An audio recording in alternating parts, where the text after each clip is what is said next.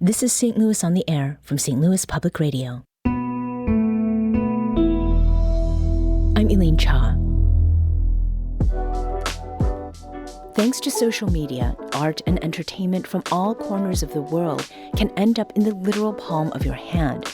One of the earliest examples is manga and anime, Japanese comic books and cartoons that really started hitting mainstream American bookshelves and screens starting in the 1990s. That cross-cultural exchange has resulted in the development of distinct subcultures. In Japanese, the word otaku describes people who are obsessed with anime and manga. And within the Western sphere of otakus, another subculture that is becoming more mainstream is the Blerds, which is an amalgamation of black and nerd. Houston, Texas-born rapper Megan Thee Stallion, Hollywood actor Michael B. Jordan, and Grammy Award-winning guitarist Thundercat are just a few celebrity Blerds who are making it cool to be black and nerdy. Last year, I had the opportunity to speak with a St. Louis-born and raised content creator that's a part of the popularization of Blerd culture. Shawn Rab Fentress has accumulated hundreds of thousands of followers online for his distinct voiceovers of anime shows, which he calls hood dubs. Today, we'd like to bring you an encore presentation of that conversation. So, for the less nerdy listeners, let's lay a little bit of groundwork here. So anime is a Japanese medium that is voiced over originally in Japanese, Yes. and then has subtitles in English and other languages for global audiences. So when it's aired or streamed in America, for example, you can often find the show dubbed in English. That means that there's an English voiceover on the show. Yes, Now, ma'am. Rab, you have built a following by taking it a step further, and you're using African American Vernacular English, or AAVE for short, Yes. to the anime. What was it that possessed you to do your own thing with these dubs of anime?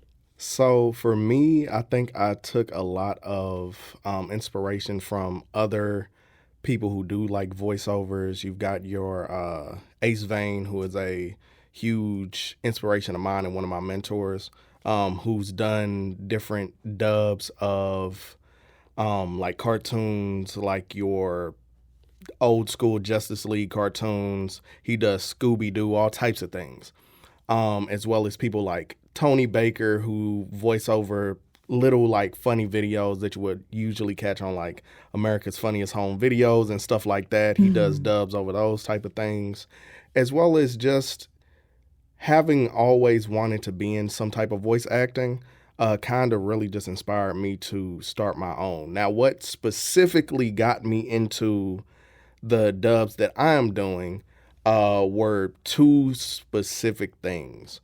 The first one was I saw I think I was on Instagram Reels or something, and I saw a dub. It's by a black creator named SSJ9K. He does mainly Dragon Ball Z content. And he has a dub that's been used as a viral sound for a few years now. I then saw a meme using the first thing that I ever dubbed, which was Gojo and Jujutsu Kaisen. Gojo versus Hanami and Jogo, who they were in a subway and they were fighting. And the meme said, me walking up to a homeless man wearing an entire bottle of Dior Sauvage, ruining his nostrils or something like that.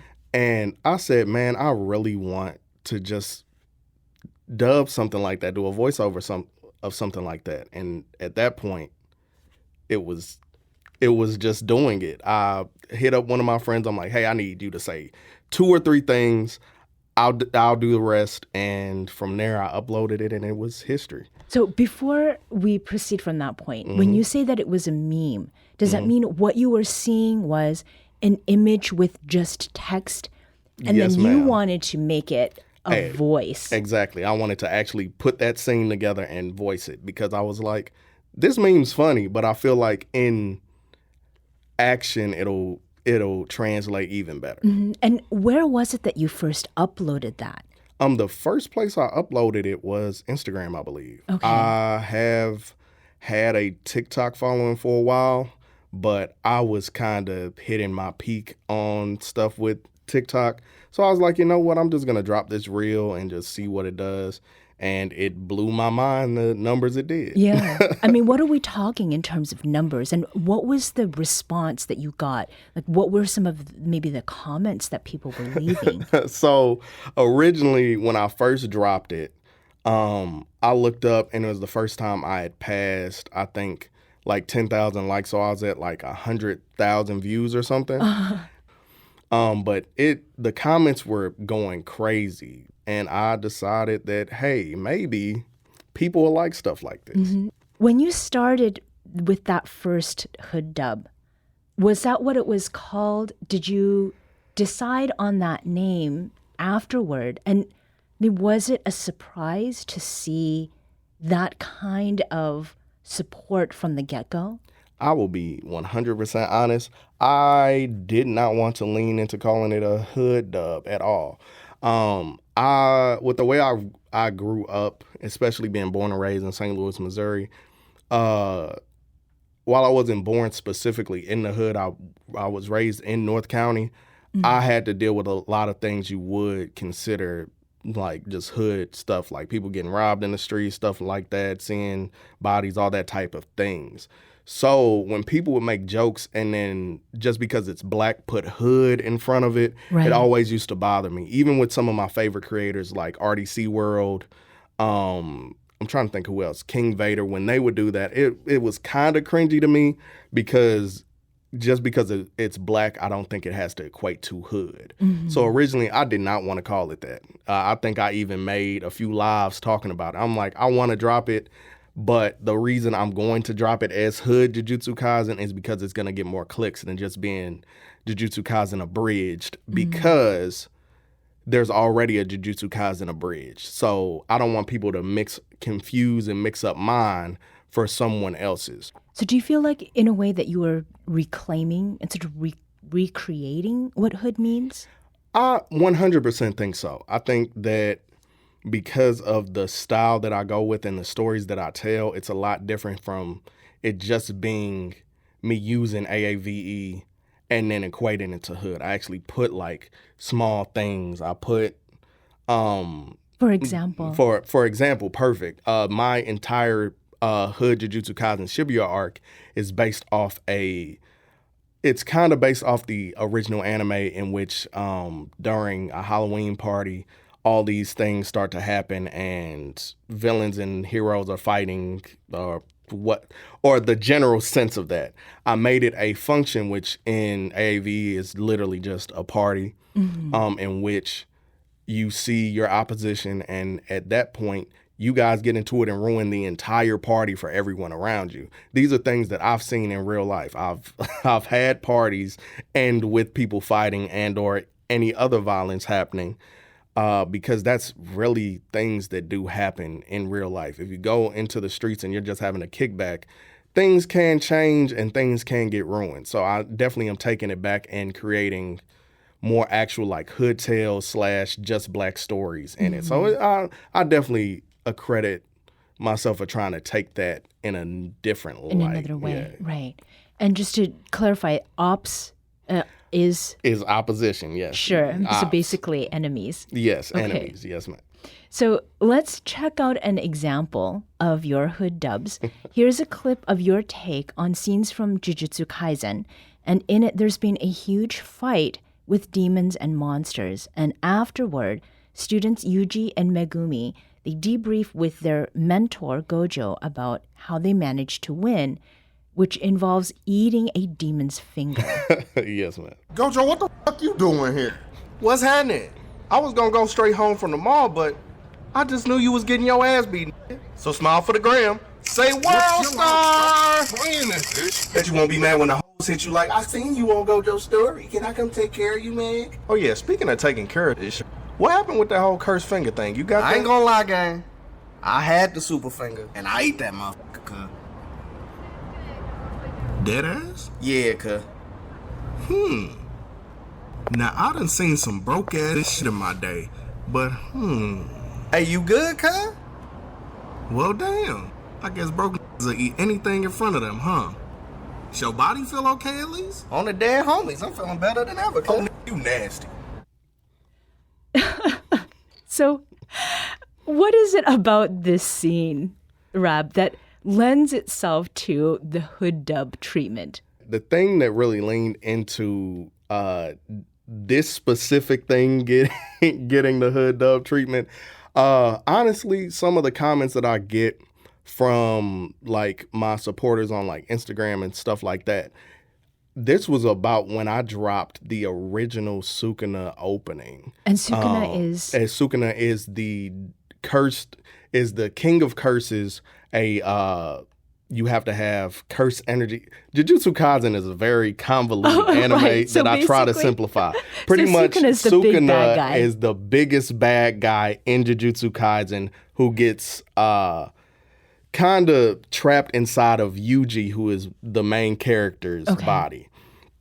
And he sometimes tries to come out and take over his body, especially in the first season. The whole gist of Sukuna is he's got 4 arms, so he's been sealed within, his power has been sealed within 20 of his fingers. Somebody said Sukuna needs all his fingers so he can throw up his set. A set being throwing up whatever gang he's in street terms. And I said, you know what? That is a great idea. So when Yuji inhales the first finger, I'm literally just going to have him say, because Yuji is a Crip in my universe, I said that he's going to throw up Crip. That one joke is a reason I will come up with one joke and make an entire scene literally around that based joke. on that. Yes. And so speaking of, you said somebody said, and then it prompted an idea, and then people arguing, there is a whole community around hood dubs. Yes. And your Discord channel, and Discord's an online server or message board of sorts, is called Petty Realm. Yes. It has 2,000 members who are all there expressly to connect around your dubs and around anime. Yes, ma'am. So in addition to creating these hood dubs videos, what is it like to lead and moderate that online community of people from across the world? I think one thing for me is I just want, in general, to create a community where blerds and just nerds alike can like live in their truth, because a lot of people didn't have that chance. So being able to like moderate an entire community of people who are like-minded, even if we don't agree with every take for anime, I love the fact that we can all come to a community and feel accepted. One thing I really push in my community is acceptance of any lifestyle that's in there. We did some small events for Pride, as well as Men's Mental Health Awareness Month.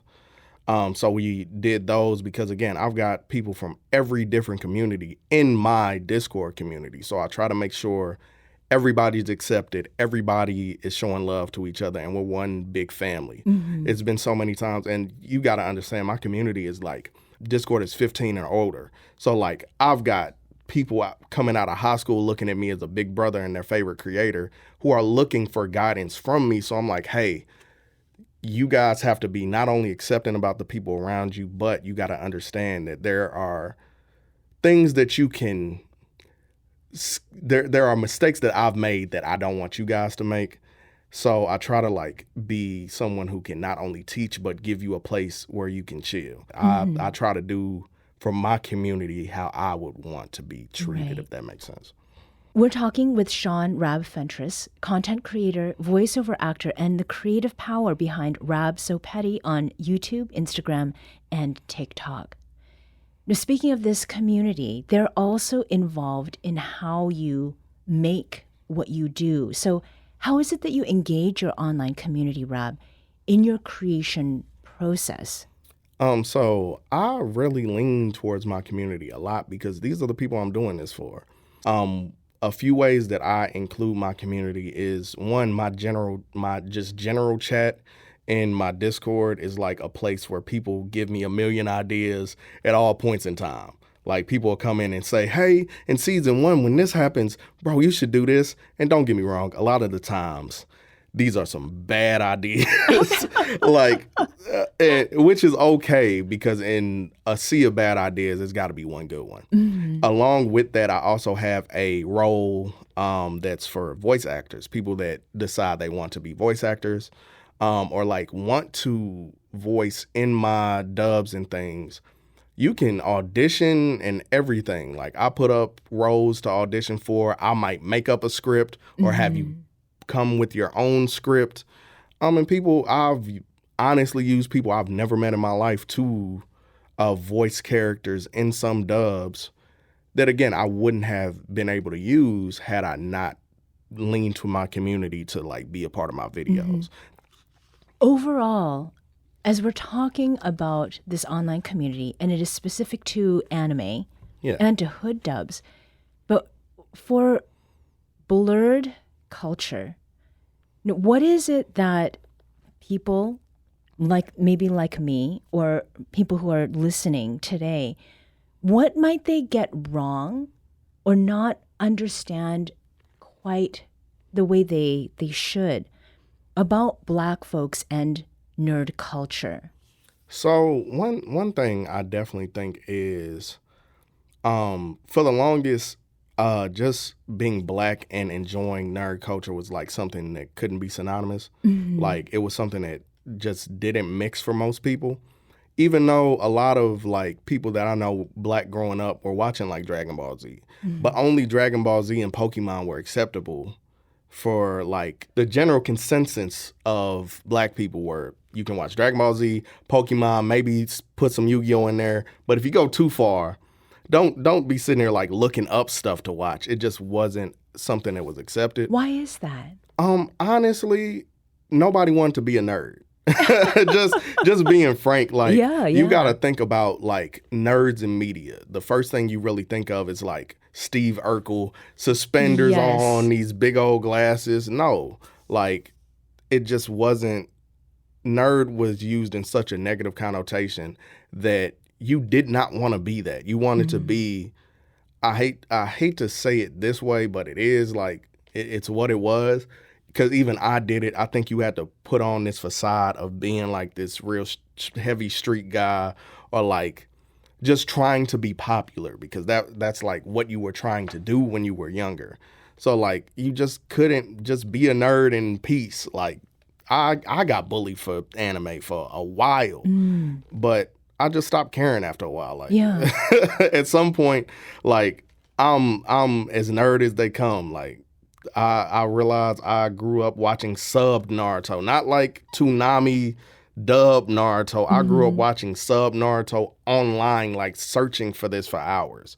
I was in theater. I was in all these things that typically you don't want to be in because you'll be made fun of. I just, at some point, you just stop caring. But nobody wanted to be labeled a nerd 10, 15 years ago. It looks bad. Right. So do you think it is because of people like Megan Thee Stallion, Michael B. Jordan sort of coming forth as Blerds or taking that title on, that right now where we're sitting and we're talking about what you're doing, that this is no longer a subculture to look down on? So I think that like Michael B. Jordan, Megan Thee Stallion, and these like big celebrities showing off that they're Blerds was the nail in the coffin. But we had a long line of people that did stuff before that kind of really leaned into it. One group of people that I definitely will give honest props to that really were a trailblazer in the Blerd community is RDC World. They are a group of Blerds from Texas that put on literal Blerd skits. They're known for stuff like, if you know the phrase, you got caught in 4K, that's something that they came up with. So, like, these are guys who their first few videos that, like, went viral on YouTube were, like, they have a series called Anime House, where they dress up as these anime characters and act like it's a reality TV show. Like, these are the guys that really like trailblazed nerdship being cool. Like, it's being okay that I watched Dragon Ball Z growing up. It's okay that I lean towards One Piece. I lean towards Naruto. Like, they made it cool because you could see them talk about it, and they're not in these big glasses and these suspenders or anything like that we're told is a nerd. Right. They're literally just showing their love for the culture while also making it a Black thing. Mm-hmm. Do you feel like you're representing St. Louis and this part of the Midwest in a way that is special and important? You know, as someone who is a St. Louis native. As a St. Louis native, it's hard. I'm not going to lie. It's kind of a weird place, and I'll be completely honest. It's hard. I rep St. Louis, and I'll never take the cap off. Like, they make fun of me. Some of my like main like moderators in my Discord and stuff that I talk to regularly, they make fun of me because they say I keep wearing the same hat, which I have several of these red Cardinals hats at home. Like, I've got several different ones just because I do want to show that I'm from St. Louis. I want to rep my city as much as I can. It's hard, very hard to do, because St. Louis really doesn't want you to shine until you've left and come back, in my opinions. So how can St. Louis better support you? Honestly, watch it. Like, I'm from here. Like, I've used our lingo and things. I got a St. Louis accent in everything I do. My S's slur every time I talk. Like, when I say her, I say her. Like, I'm from St. Louis full through and through. And like, people can hear it once they realize I'm from St. Louis. But like, I just want people, I want the Blerd community and just the nerd community in general right. in St. Louis to just show support to it. Don't get me wrong. Like, people will run up to me while I'm out in like just the city and be like, bro, you rap? And that touches my heart. But like, when I look and like I see St. Louis isn't watching, it's like, I'm glad I get to run into the few people that are watching. But I wish more people would watch, honestly. Yeah. So Rab, between your YouTube channel, your Instagram and TikTok accounts, you have over 650,000 followers. That does not include your Discord channel. So what's next for Hood Dubs, and what does success look like from this point?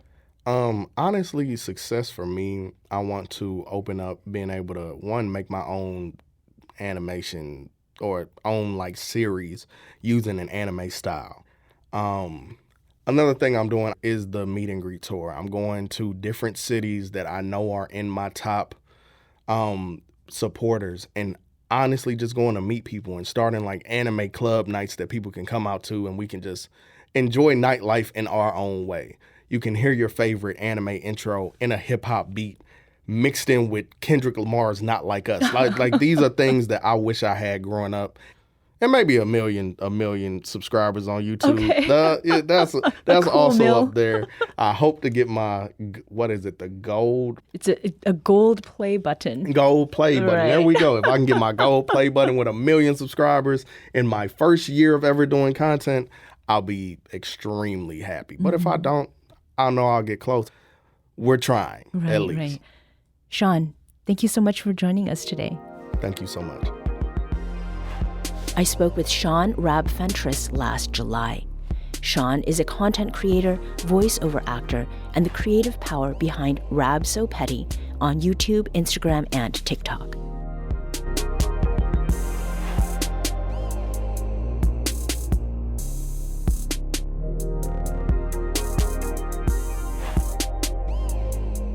This episode was produced by Maya Norfleet. Our audio engineer is Aaron Dorr. This podcast was mixed and edited by Aaron. Our executive producer is Alex Hoyer. St. Louis on the Air is a production of St. Louis Public Radio. Understanding starts here. Do you find yourself regularly listening to episodes of St. Louis on the Air? Suggest us to a friend you think might enjoy our conversations, and leave us a review and rating on Apple Podcasts on the App Store. It's the simplest way to help people discover our show. Thank you. St. Louis Public Radio is a member-supported service of the University of Missouri St. Louis.